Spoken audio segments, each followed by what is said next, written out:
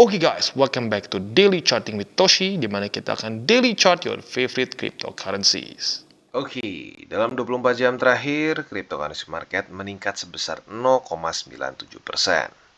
Dengan total market cap mencapai di 811 miliar US dollars. Dan kita bisa lihat untuk Bitcoin ada peningkatan sebesar 0,72% dalam 24 jam terakhir dan sekarang ada di angka 16.861.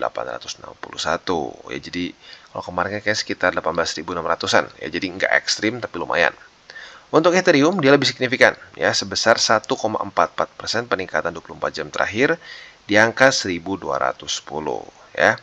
Untuk BNB dia meningkat sebesar 0,87% dan lagi-lagi sekitar di 249-an ya. Ini sering menjadi daerah yang BNB stay di daerah situ ya. Lalu untuk XRP dia meningkat sebesar 1,7% di angka 34 sen.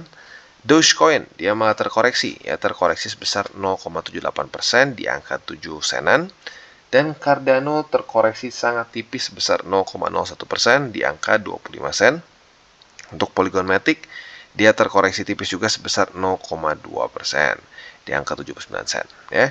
Jadi overall kita bisa lihat cenderungnya ada sedikit peningkatan, tetapi beberapa altcoins ada yang juga terkoreksi. Nah, kenapa terjadi peningkatan ini ya? Peningkatan ini menurut gue terjadi karena data kemarin, walaupun sedikit mix ya. Kalau kita lihat di sini ada beberapa data dari US cukup penting, tetapi yang bintang 3-nya itu minus dari forecast. Artinya ini bagus untuk risk on asset dan jelek untuk USD ya. Jadi kalau kita lihat di sini indeks dolar ada terjadi sedikit pelemahan, walaupun nggak ekstrim ya. Ada sedikit terjadi pelemahan dan untungnya apa? Daily close-nya di bawah lagi dari 104,13 ya, that's good ya. Tetapi belum membuat lower low.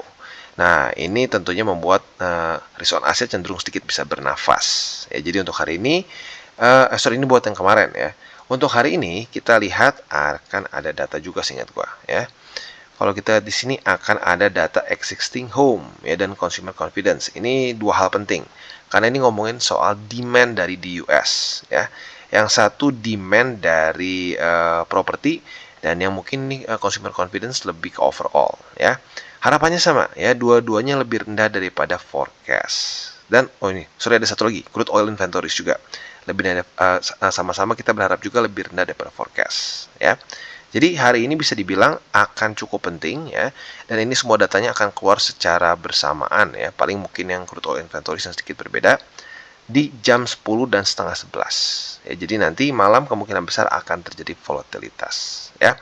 Nah, harapan kita sekali lagi gue ulangi adalah lebih rendah daripada forecast ya, karena seperti yang kita bisa lihat apabila consumer confidence dia mulai turun, lalu existing home turun, dia mulai turun ya, artinya ya the Fed bisa melihat bahwa demand mulai turun dan dia mungkin bisa secara pelan-pelan pivot ya.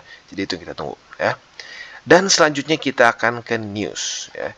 Newsnya toko kripto baru saja diakuisisi oleh Binance ya. Jadi kita bisa lihat sebenarnya dari dulu itu toko kripto sudah diinjek dana besar oleh Binance ya. Nah, kali ini bisa dibilang sekarang dia akan mencapai ke 100% secara sahamnya ya. Nah, jadi bisa dibilang ya ini benar-benar sudah punya Binance sekarang ya. Dan sekarang kalau kita juga si pendiri dan CEO dari toko kripto baru saja mengundurkan diri dari posisinya dan menyerahkan kepemimpinannya pada Yudono Rawis yang menjadi sebagai interim CEO. Nah, proses akuisisi ini sayangnya ya ada juga langkah untuk PHK ya terhadap sejumlah karyawannya karena ya baik lagi sekarang dalam masa bear market ya. Jadi kurang lebih seperti itu ya, dan mungkin ini bisa menjadi satu hal yang bagus juga karena lagi-lagi Binance adalah crypto exchange terbesar di dunia dan punya pengalaman yang mungkin lebih bagus ya. Nah, jadi tinggal kita lihat semoga saja toko kripto ini bisa menjadi the leading cryptocurrency exchange di Indonesia ya. Oke, selanjutnya kita akan balik lagi ke chartnya. Pertama kita akan bahas dulu untuk Bitcoin ya. Jadi kita bisa lihat untuk Bitcoin kemarin terjadi retest pertama di 16.908, tapi belum berhasil daily close di atas ya. Jadi kalau kita lihat tepatnya itu dia daily close di 16.896 ya. Jadi lagi-lagi sedikit di bawah dari 16.908. Tapi not bad ya. This is good. Nah, tetapi buat lu yang sudah tahu dari kemarin ya, ini adalah peluang untuk posisi short tentunya ya. Seperti pembahasan dari beberapa hari lalu, apabila terjadi retest 1, retest 2 di sini, kita bisa buka posisi futures. Tapi itu nanti kita di belakang lah ya. Sekarang kita fokus dulu ke big picture-nya ya. Untuk Bitcoin kita bisa lihat PR-nya sih sebenarnya gue berharap jangan sampai dia ke reject ya. Harapan gue sih sebenarnya dia bisa daily close di atas ya. Tapi lagi-lagi ya buat yang pengen buka buat yang pengen buka posisi short juga nggak salah karena SOP-nya udah benar ya. Nah, selanjutnya kita akan geser ke indeks dolar. Untuk indeks dolar, ini seperti yang sudah kita sedikit bahas tadi di depan. Berita bagusnya adalah dia mulai daily close di bawah lagi dari 104,13 ya. Nah, jadi ini menunjukkan bahwa demand dari USD mulai melemah ya. Dan seperti pembahasan kita dalam beberapa minggu terakhir juga, MA20 sepertinya akan menjadi kunci utama juga ya dari turunnya indeks dolar. Karena kalau kita lihat di sini, dia bahkan belum kena sudah mulai melemah lagi. Nah, tetapi sayangnya belum membuat lower low. Tapi nggak apa ya, minimal sudah daily close di bawah dari support. Nah, PR selanjutnya dari indeks dolar adalah daily close di bawah dari 103,62, yaitu struktur support terbaru dari DXY ya. Nah, kalau bisa mumpung juga udah dekat, sekalian daily close juga di bawah dari 103,13. Nah, apabila itu bisa terjadi, lagi-lagi ini melanjutkan struktur bearish dari indeks dolar ya. Kalau kita lihat di sini secara konsisten dari ini ya, dari tanggal 12 Oktober ya sampai sekarang, dia lanjut membuat lower low, lower high, lower low, lower high dan terus sampai sekarang ya. Nah, jadi sekali lagi buat lo yang mungkin masih bingung kenapa kita lihat indeks dolar, korelasi indeks dolar dengan risk on asset yaitu dengan kripto, Nasdaq, S&P, Dow Jones dan lain-lain itu adalah korelasi negatif. Ya, jadi apabila indeks dolar melemah, itu biasanya akan menjadi berita bagus untuk kripto dan lain-lainnya ya. Dan tidak pernah ada bull market yang konsisten ya. Jadi bukan cuma asal naik dikit tapi benar-benar konsisten dan bisa bertahan sampai tahunan. Itu tidak pernah terjadi saat indeks dolar sedang menguat seperti ini. Ya nggak pernah ya. Selalu terjadinya saat indeks dolar sedang melemah. Kalau kita lihat seperti di weekly itu terjadinya saat ini nih. Nah, kita ingat Maret 2020 terjadi COVID crash ya. Nah, di sini indeks dolar menguat. Tetapi setelah itu dia masuk ke bear market dan guess what? Yang kita dapat di sini adalah bull market di kripto. Dan seterusnya ya. Di 2016 kita ingat di sini kita juga mendapatkan bull market ya dan seterusnya. Jadi tidak pernah ada kondisinya kita bull market yang konsisten yang bisa bertahan ya itu dengan indeks dolar yang menguat. No, ya selalu sedang dalam penurunan yang signifikan ya. Jadi this is good ya. Dan untuk newsnya atau lebih tepatnya fundamentalnya, kita berharap the Fed bisa secepat mungkin pivot. Dan ya si pivotnya kita nggak usah terlalu ekstrim berharap ada money printing, nggak usah berpikir seperti dulu ya. Yang gue harapkan sih simple, berharap dulu jangan sampai peningkatannya terlalu tinggi dan kalau lagi meeting jangan berkata-kata yang terlalu hawkish ya seperti kemarin market akan berantakan dan seterusnya ya. Karena saat the Fed ngomong seperti itu biasanya market got spooked ya. Jadi kalau dua itu mulai terjadi, that's gonna be good ya. Jadi kurang lebih seperti itu untuk makronya dan sekarang kita akan masuk ke buy limit. Tetapi seperti biasa sebelum kita masuk, gua harus ingatkan dulu hal yang penting banget yaitu adalah semua konten dari DCWT dan TCI ini adalah bukanlah financial advice ya. Jadi semua ini tujuannya adalah untuk edukasi dan membiasakan para subscriber gue untuk lebih mengerti charting. Dan selanjutnya, bagaimana cara untuk mendukung TCI? Ada banyak. Lo bisa like our video, bisa share our video, bisa juga menggunakan link reflektor di bawah. Atau bisa juga kalian ya basically ya share ini ke teman-teman kalian yang mungkin masih belum tahu caranya untuk akumulasi cryptocurrency dengan benar ya. Dan sebelum kita lanjut, kita akan dengar dulu pesan-pesan dari sponsor kita pada hari ini. Oke, today's video is brought to you by Bybit. Di mana kita bisa lihat di sini, Bybit sedang ada kompetisi trading derivatif tahun baru. Dan kita bisa memenangkan total hadiah mencapai 100.000 USDT, yaitu 1,5 miliar rupiah. Ya, luar biasa. Nah, kalau kita lihat di sini, total event ini berlangsung dari tanggal 16 Desember sampai tanggal 9 Januari.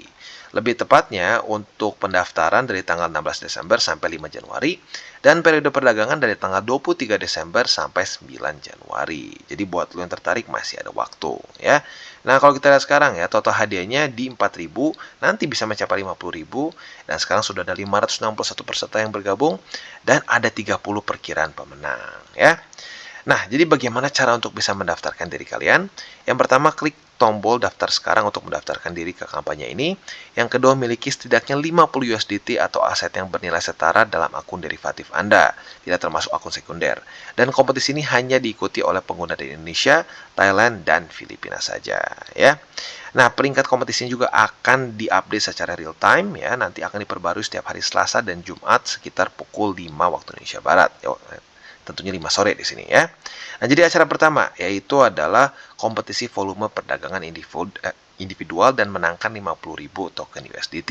Ya, jadi ini simple. Semakin besar volume yang kalian generate, semakin besar juga ada 50.000 USDT yang kalian bisa dapatkan, ya. Bagannya seperti ini. Nah, acara kedua kita bisa di sini ada airdrop sebesar 3.000 USDT yang kalian bisa ikuti. Dan acara ketiga ada juga kompetisi LNR percentage dari tim afiliasi untuk memenangkan 50.000 lagi token USDT ekstra. Seperti ini bagannya. Jadi buat lo yang tertarik, monggo silahkan bisa ikuti. Dan sebelum kalian join, ya, gua sarankan lu baca semua syarat dan ketentuan. Apabila sudah setuju dan nyaman dengan semua syarat dan ketentuannya, monggo ikutan dari promo Bybit ini. Oke, dan sekarang kita masuk ke buy limit untuk Bitcoin, ya. Untuk Bitcoin kita bisa lihat sesuai dengan pembahasan kemarin, harusnya kalau sudah ngikutin SOP sudah punya posisi short karena terjadi retest 1 pada tanggal 20 Desember kemarin di 16.908 dan terjadi lagi retest kedua pada hari ini, ya. Nah, jadi untuk posisi short di sini ada dua target TP sebenarnya, ya. Target TP yang lebih konservatif bisa pertimbangkan di struktur yang baru terbentuk pada tanggal 19 dan 20 Desember kemarin, yaitu di 16.438. Ya, jadi sekali lagi ini untuk kalian yang ingin lebih konservatif TP-nya, ya. Untuk kalian yang lebih agresif, boleh pertimbangkan target TP-nya di 16.282, ya. Jadi kurang lebih seperti itu untuk posisi short. Nah, untuk posisi longnya, ya, ini kita tambahin dulu lah strukturnya, ya, struktur baru. Nah, untuk posisi longnya bisa kalian pertimbangkan antara di dua tempat, ya. Kalau terjadi retest 1, retest 2-nya di sini, monggo bisa buka posisi long di 16.433. Nah, apabila ternyata jebol dan malah retestnya ke 16.292, ya sudah bisa juga pertimbangkan di daerah sini, ya. Harapan gue sih ya dia nggak ke 16.282 lagi. Gue berharapnya dia cukup mantul di 16.433, ya, supaya mulai membuat lagi struktur yang lebih bagus, ya. Jadi kurang lebih seperti itu untuk posisi futures di Bitcoin, ya, secara long dan shortnya. Untuk posisi spotnya, kalian bisa pertimbangkan di 16.292 dan di 15.874. Harusnya kemarin udah kena di sini, ya. Dan sekali lagi gue ingatkan untuk posisi spot adalah posisi jangka panjang. Jadi jangan berpikir untuk di TP dalam sehari 2 hari saja, ya. Ini bisa kita hold dari bulanan bahkan sampai tahunan. Ya, nanti kita TP-nya bersamaan saat sudah mulai weekly close di atas dari Bollinger Band, ya. Oke, dan selanjutnya kita geser ke Ethereum. Nah, untuk Ethereum buat lo yang sudah punya posisi long mulai dari tanggal 17 atau bahkan dari baru kemarin, ya, kemarin tanggal 19 tanggal 20, sama-sama sudah dalam keadaan profit dengan persentase yang lumayan, ya. Secara persentase profitnya sekarang di 3,82%. Tetapi target TP kita belum kena di 1242. Nah, gimana nih Bang? Mau di TP aja atau enggak? Nah, menurut gua kita lihat sampai nanti malam, ya. Andaikan udah mulai deket-deket jam 10, ternyata masih belum juga kena target TP, ya sudah. Menurut gua di TP aja. Kenapa? Just in case, ya, ini bukannya pasti. Just in case datanya ternyata bagus untuk USD. Kalau datanya bagus untuk USD, otomatis Ethereum ya jebol ke bawah. Tetapi ya kalau kebalikannya otomatis ya vice versa lah, ya. Jadi daripada ambil resiko, mendingan kalau sudah deket jam 10, ya, TP dulu aja. Kalau belum kena target TP-nya, ya, alias TP manual. Jadi kurang lebih seperti itu untuk Ethereum, ya. Nah, untuk posisi shortnya ya masih sama seperti kemarin sebenarnya di 1242. Jadi kalau sampai ternyata hasilnya bagus nih ya, ekonomi kalendernya bagus, dia ternyata lanjut ke atas, retest 1, retest 2 di sini. Nah, monggo kita bisa buka posisi short dengan target TP di 1166, ya. Jadi itu untuk posisi short. Untuk posisi long otomatis masih sama juga di daerah sini. Jadi kurang lebih seperti itu untuk posisi futures di Ethereum. Untuk posisi spotnya, ya, untuk posisi spotnya sudah kena yang buy limit pertama di 1166, bahkan sudah kena 4 kali, ya, dalam beberapa hari ke belakang. Untuk buy limit keduanya masih di 1105 ya. Jadi kurang lebih seperti itu untuk Ethereum. Secara struktur masih oke ya. PR untuk Ethereum supaya strukturnya tetap bagus adalah jangan sampai tembus lagi di 1166. Semoga saja ekonomi kalender kita pada hari ini bisa bagus dan bisa membuat kripto lanjut lagi ke atas. Oke, dan untuk FTM masih belum ada bentuk yang jelas ya. Jadi sejak di tanggal 16 Desember kemarin dia daily close di bawah dari 19 sen, masih berantakan ya, sempat lagi rally tetapi pada tanggal 19 dan 20 kemarin gagal mempertahankan support lagi ya. Jadi tinggal kita lihat apakah dalam beberapa hari ke depan dia bisa retest 1, retest 2 atau tidak di sini ya. Kalau terjadi retest 1, retest 2 ya, nah kalian bisa pertimbangkan untuk buka posisi long dengan target TP-nya bisa di MA50 untuk yang lebih konservatif dan yang lebih agresif boleh pertimbangkan di 21 sen ya. Jadi kurang lebih seperti itu untuk posisi long di Phantom. Untuk posisi shortnya tinggal kita lihat dia kerjain di mana, antara MA50 atau 21 sen. Yang penting dia kena retest 1, retest 2, monggo bisa buka posisi short. Target TP-nya yaitu di 19 sen ya. Jadi kurang lebih seperti itu untuk posisi futures di Phantom ya. Bisa dibilang secara struktur sekarang Phantom masih belum terlalu bagus ya, karena beberapa hari ke belakang dia masih cenderung jebol terus dari si supportnya ya. Dia cenderung naik karena BTC naik aja gitu ya. Lebih ngambang gitu secara price actionnya ya. Harapan gua sih dia bisa cepat mungkin mulai menemukan support supaya bisa mulai ada struktur yang jelas dan ya biar bisa dapat setup juga posisi futures. Untuk posisi spot, ya ini di sini harus sudah kena ya. Buy limit kedua mungkin belum di 18 sen, bisa pertimbangkan di situ saja.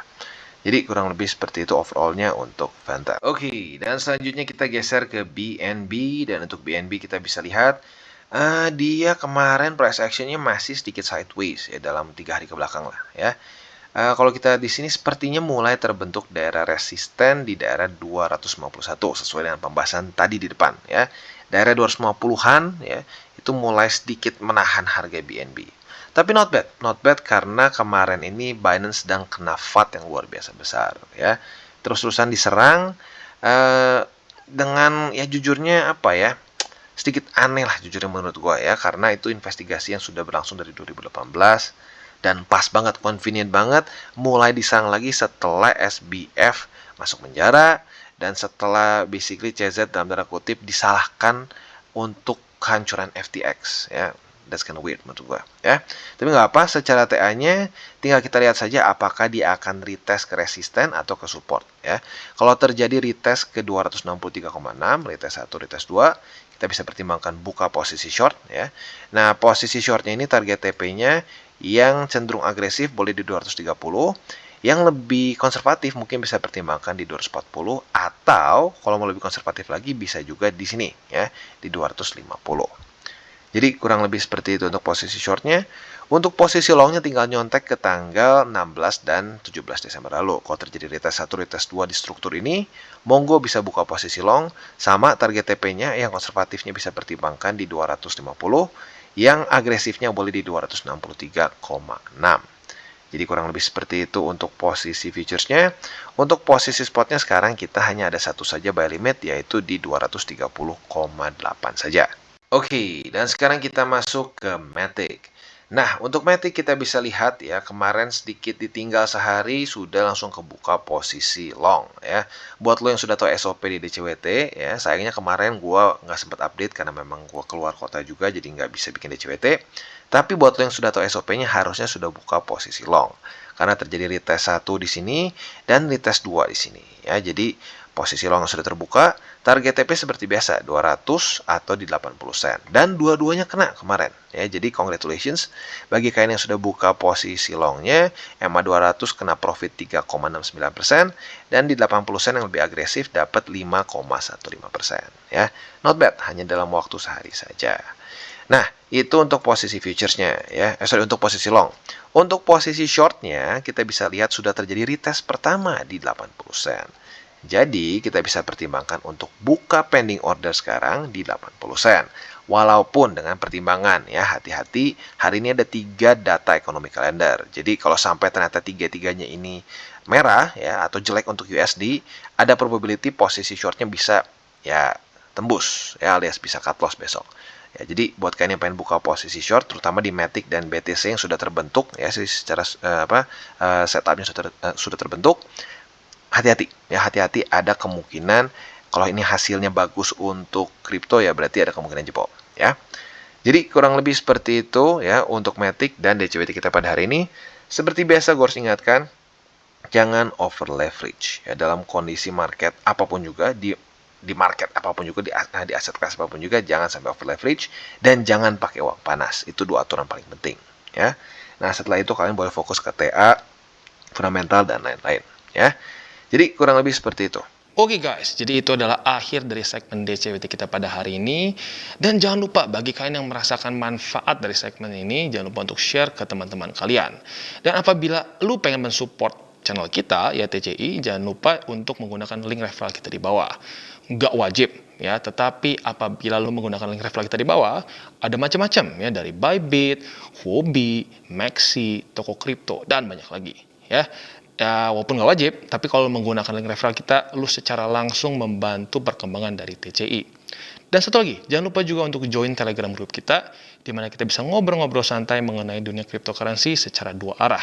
So, jangan lupa untuk like, subscribe, click the bell icon, and see you on the next video.